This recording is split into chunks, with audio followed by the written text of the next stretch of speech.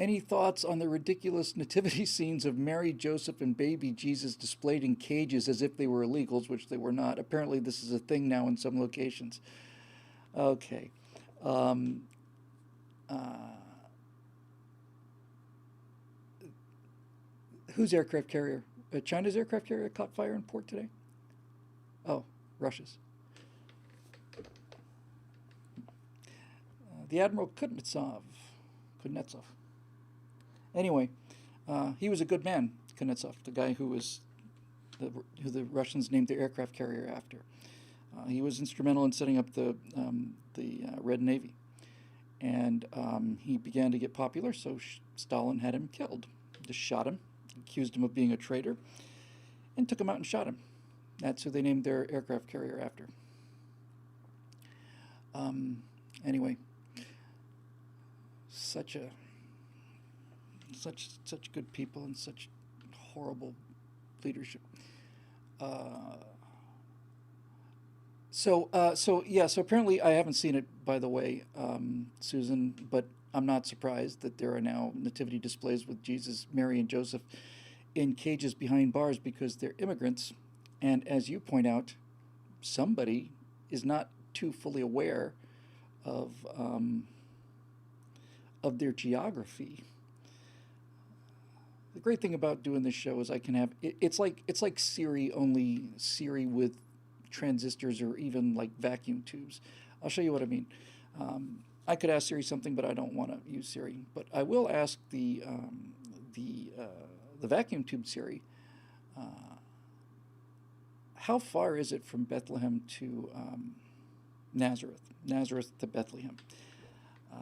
I kind of think that it's not a whole lot more than 20, 30 miles, if that. And needless to say, going from Nazareth to Bethlehem is kind of the same as me going from Sherman Oaks to, well, we'll get the answer in a minute, Encino, Santa Monica maybe. That doesn't make me an illegal immigrant into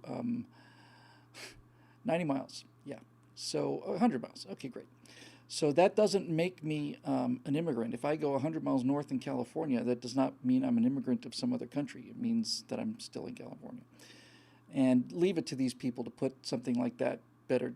I mean, even you don't have to know the difference. It's the distance. You just have to know that that these people lived in Palestine, or whatever it was called back then. It was pre-Palestine. In the land of Judea and Israel and all the rest of it. So clearly they aren't illegal immigrants. Now, if Jesus and Mary had gone to Beijing, let's say, to have baby Jesus, and traveled 5,000-6,000 miles on the overland spice trade routes, and then had baby Jesus in just outside of the Forbidden City, then they would be immigrants. But as it turns out, no, they weren't illegal. And so your protest is as silly as your politics is. R.M.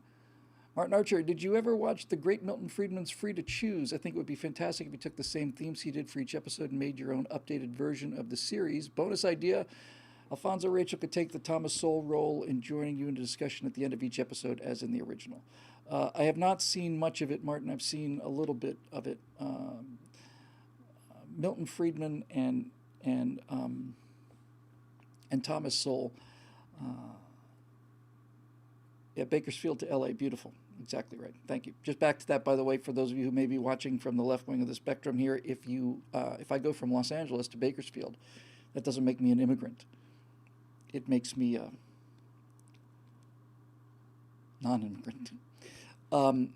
So I've only seen a few of them, but sometimes, I always wonder, especially since I'm kind of peddling all this stuff, I constantly wonder, am I right about this? I mean, what if I'm wrong about this? I don't want to be wrong. I don't want to tell people, I don't want to defend a position that's wrong. But then I look and I see Milton Friedman and Thomas Sowell both agree. I should rephrase that. I agree with both Milton Friedman and Thomas Sowell. then I must be right. Same thing for Victor Davis Hanson. Victor Davis Hanson supporting Donald Trump took away whatever slim reservations I may have had about that. And they were exceedingly slim, and they were never comparable to the alternative. So, in any event, Victor Davis Hanson is such a solid thinker that if you find yourself on the same side of an argument as Victor Davis Hanson, then you're right. So that's pretty impressive. I'm going to go through these and I'll head over to the BillWhittle.com thing. Dave Wellman wants to know, and as far as doing the series, Martin, to be honest with you, I have enough problems doing my own original stuff. I don't want to borrow other people's stuff or repackage it or anything. And I try very hard to give credit when I am using something, and I try not to use things, which is why I don't listen to talk radio or Glenn Beck or any of that stuff. I kind of want to have my own unique, ignorant take on things. Oh, Scott says there's no new question thread on BillWhittle.com. Somebody, heads are going to roll. Somebody's going to be sacked. And then the people that are responsible for sacking that person will be sacked. No problem. That makes life a lot easier.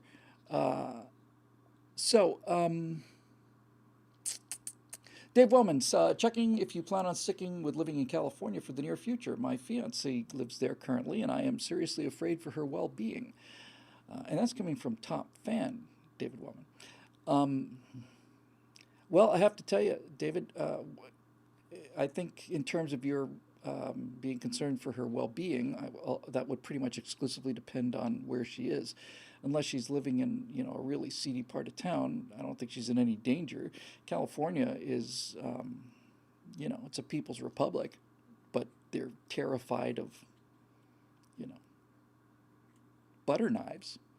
So I'm not too worried.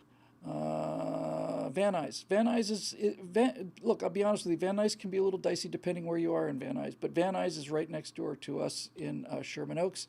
Sherman Oaks couldn't be better, so I wouldn't worry too much about Van Nuys. My airplane was at Van Nuys Airport for the longest time, and I'm in Van Nuys frequently, and I never think twice about it. Sherman Oaks-ish, then she's fine. And if it turns out that there's a problem, I'll just grab my rifle and we'll head on over there, and you can thank me later.